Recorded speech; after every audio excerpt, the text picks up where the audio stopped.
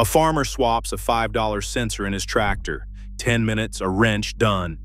That same repair on a modern John Deere now triggers a software lockout only an authorized dealer can clear, turning a 10-minute job into a $10,000 service call. Independent repair shops have collapsed by 70%. Farmers are paying premiums for decades-old machines just to escape the code, and $500,000 tractors sit idle, waiting for corporate permission to run. To understand how farmers lost the right to fix what they own, you have to go back to when they still could. In the heart of the Midwest, a battered service manual sat on nearly every kitchen table. Farmers leafed through pages stained with grease, tracing wiring diagrams and torque specs with calloused fingers. These manuals, sold at hardware stores, mailed out in thick catalogs, or picked up at the local co-op, were as common as the tractors themselves. Anyone could buy one, no dealer approval required. A John Deere 4440 or Case IH 1086 could be kept running for decades, thanks to clear instructions and a steady supply of affordable parts. Knowledge didn't stop at the printed page. Neighbors swapped tips in newsletters and at coffee counters, passing along fixes for a stubborn clutch or a leaky hydraulic line. Rural repair shops, often family-owned, doubled as community hubs. Mechanics scribbled solutions in the margins of their manuals and shared them freely, sometimes over the phone, sometimes in person, always with the understanding that everyone benefited when a machine got back in the field. A $5 sensor from the parts bin, a borrowed wrench, and half an hour of daylight could mean the difference between a lost harvest and a saved season. Farmers traded repair tricks at tractor clubs, and early internet forums buzzed with advice for anyone who asked. The tools were basic, the knowledge was open, and the sense of self-reliance ran deep. In that world, ownership meant control, not just of the machine, but of the work, the risk, and the reward. The community itself was the repair manual, and nothing stood between a broken tractor and the hands determined to fix it. Veteran farmers still talk about the days when a broken-down tractor meant a quick stop at the local shop, not a week-long ordeal. A pressure sensor fails during planting? The solution was simple: a $5 part from the shelf, a socket wrench, and a half hour in the barn. One Nebraska farmer remembers swapping a sensor in 10 minutes flat. No appointments, no special codes, no waiting for a dealer to drive out from 2 towns over. The only paperwork was a grease-stained receipt tucked in the glove box for tax season. Independent repair shops thrived on this kind of work. In 1992, more than 1,200 tractor repair businesses dotted the rural Midwest, many of them family-run and passed down through generations. Mechanics knew their customers by name and could diagnose a clutch or a starter motor by ear. Labor charges were fair, and parts were often interchangeable across models and brands. A new hydraulic hose cost $20. Even major fixes rarely topped a few $100s, unless the engine itself gave out. Farmers could keep a machine running for decades, paying for repairs out of pocket instead of taking out loans for new equipment. These shops were more than businesses, they were lifelines. When a tractor stalled during harvest, a call to the local mechanic meant help was on the way before the dew had lifted. Advice and spare parts flowed as freely as coffee. The system worked because it was open, manuals on the counter, parts in the bin, and knowledge traded freely across fences and generations. It was not just about saving money. It was about control, about the confidence that came from knowing you could fix what you owned on your own terms. That world is fading, but its memory still shapes what farmers fight for today. By the early 2000s, a quiet revolution was underway under the hoods of new tractors. The familiar tangle of wires and levers gave way to a dense network of electronic control units, ECUs, each one a small computer with its own job. Engine timing, fuel injection, transmission shifts, and even the hydraulics now depended on microchips and digital signals instead of springs and gears. The backbone of this new architecture was the CAN bus, a high-speed data line that let all these modules talk to each other in real time. A single cable now carried hundreds of messages per second, coordinating everything from throttle response to the angle of a steering wheel. dealers began to add new diagnostic connectors tucked under the dash.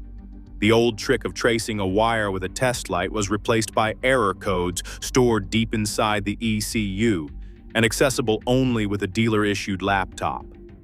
The process that once involved a wrench and a multimeter now called for proprietary software and a password, tools that independent shops and farmers could not buy, no matter how much they offered.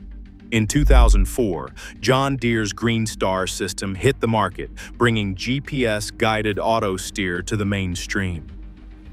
A dome-shaped antenna on the cab roof fed satellite coordinates to the tractor's computer, which then nudged the steering wheel with uncanny precision.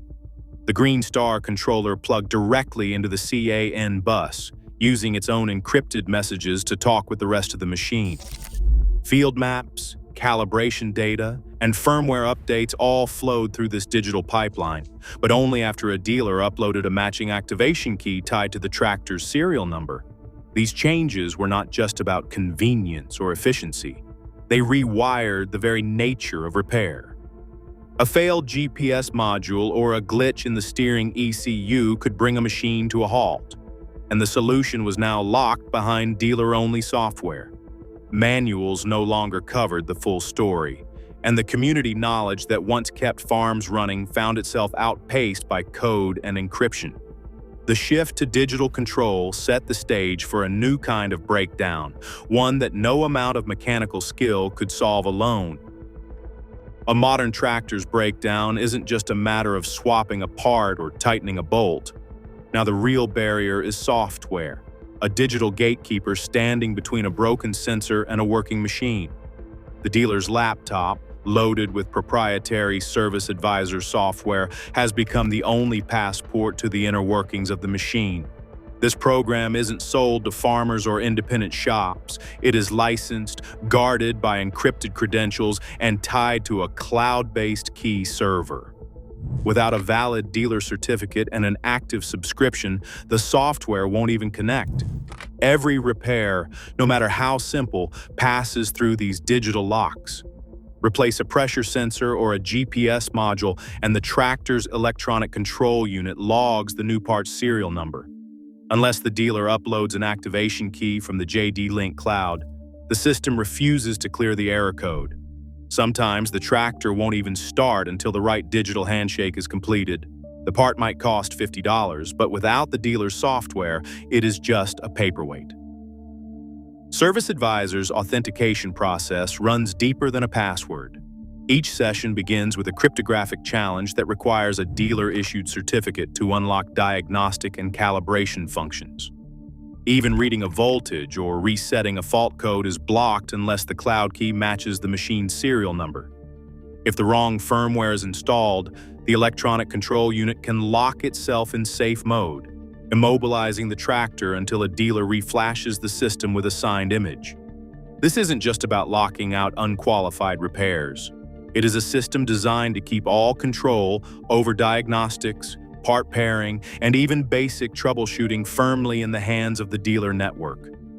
For farmers and independent mechanics, the tools of the trade are now lines of code hidden behind paywalls and passwords. The wrench and manual have been replaced by a digital gate, and only those with a dealer's blessing hold the key. A dealer invoice for a modern tractor repair can read like a punch to the gut. What once cost a few $100s now routinely breaks 5 figures.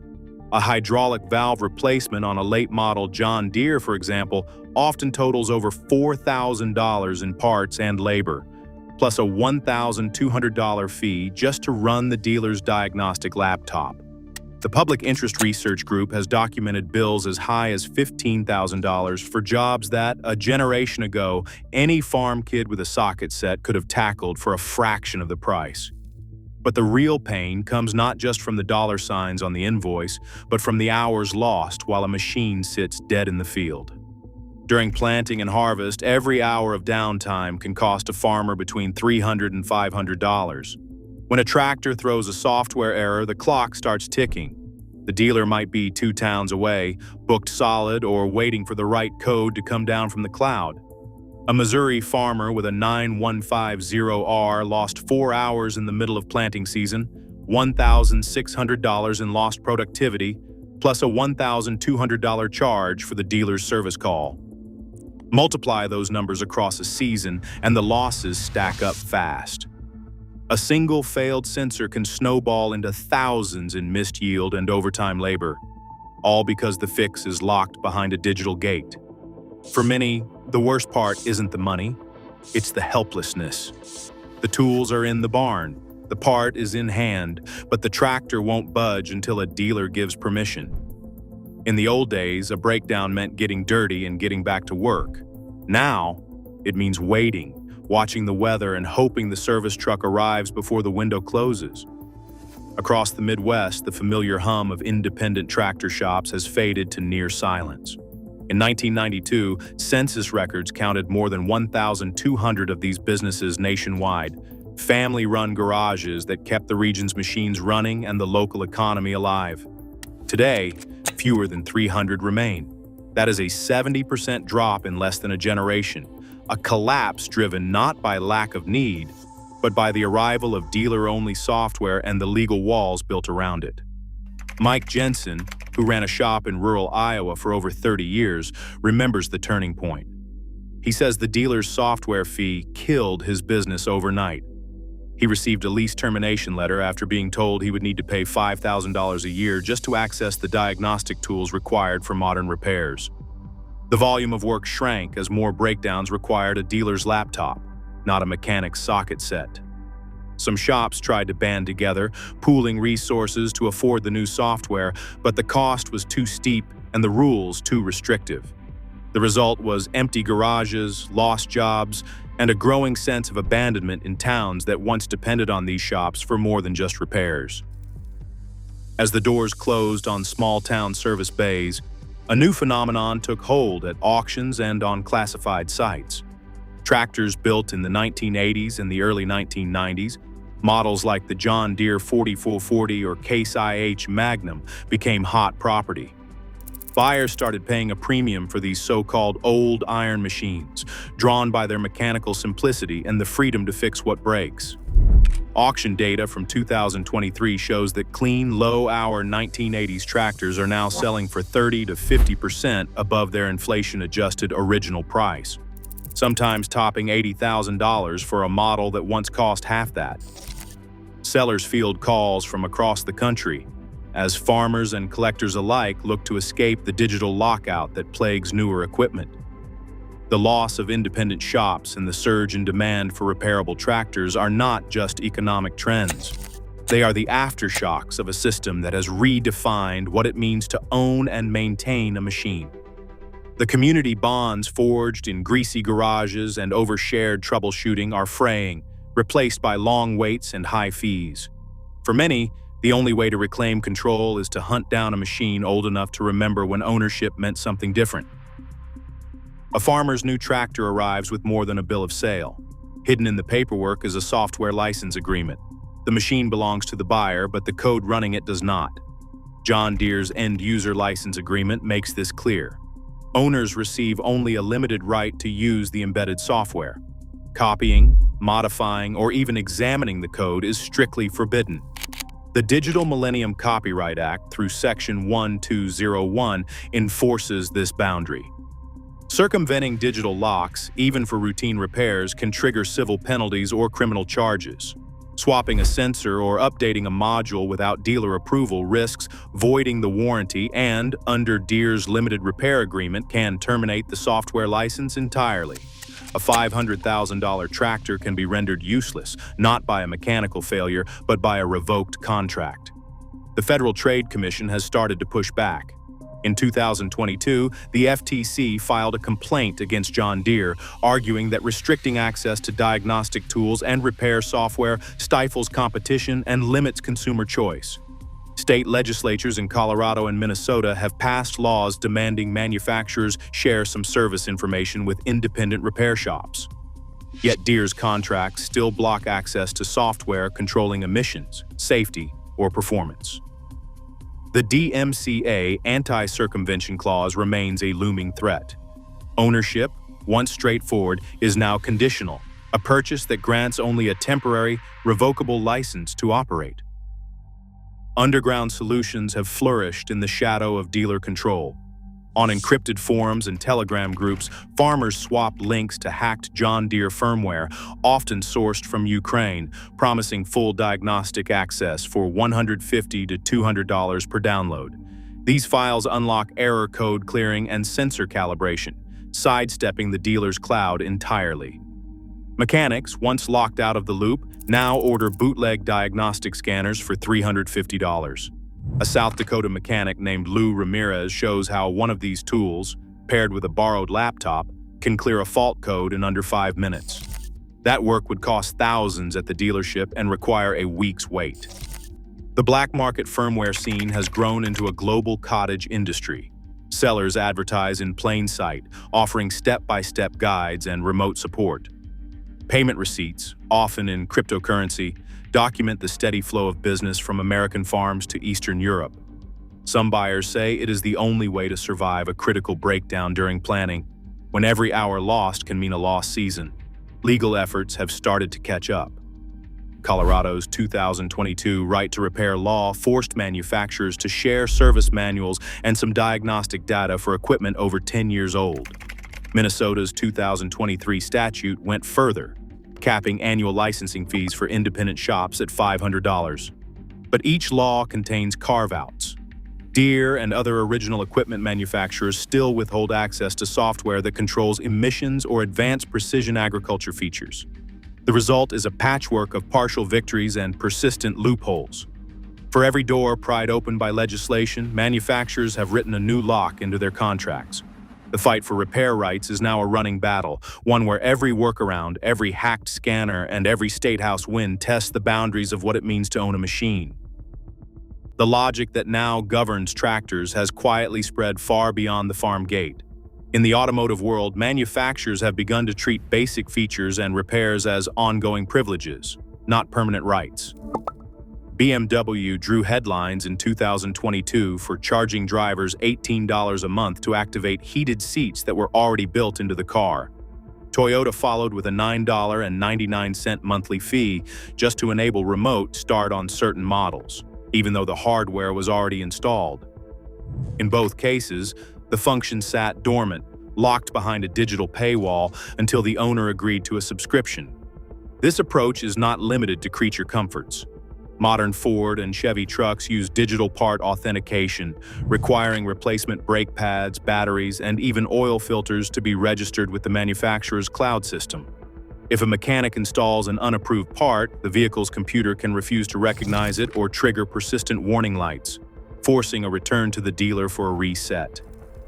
Replacing a car battery, once a 10-minute job, now often ends with a $120 registration fee at the dealership, just to tell the vehicle's computer it is allowed to function. Consumer electronics have followed suit. Apple's latest phones reject aftermarket screens and batteries unless an Apple technician pairs the part to the device's serial number. Printers refuse third-party ink. The same legal frameworks, software licensing, and the DMCA let companies claim control over products long after they're sold. Whether it is a tractor, a truck, or a smartphone, the message is the same. Ownership is being redefined as a license to operate, always subject to remote permission and ongoing payment. What began as a technical hurdle for farmers is now a warning sign for anyone who thinks they own the tools they depend on. Today, the right to repair is more than a technical debate. It is a struggle for autonomy in a world where even a $500,000 tractor can be bricked by code. As software locks spread to cars, phones, and beyond, ownership itself is up for grabs. Until repair is a right, not a privilege, true control remains out of reach. The question now, who really owns the tools that feed us? Share your thoughts below.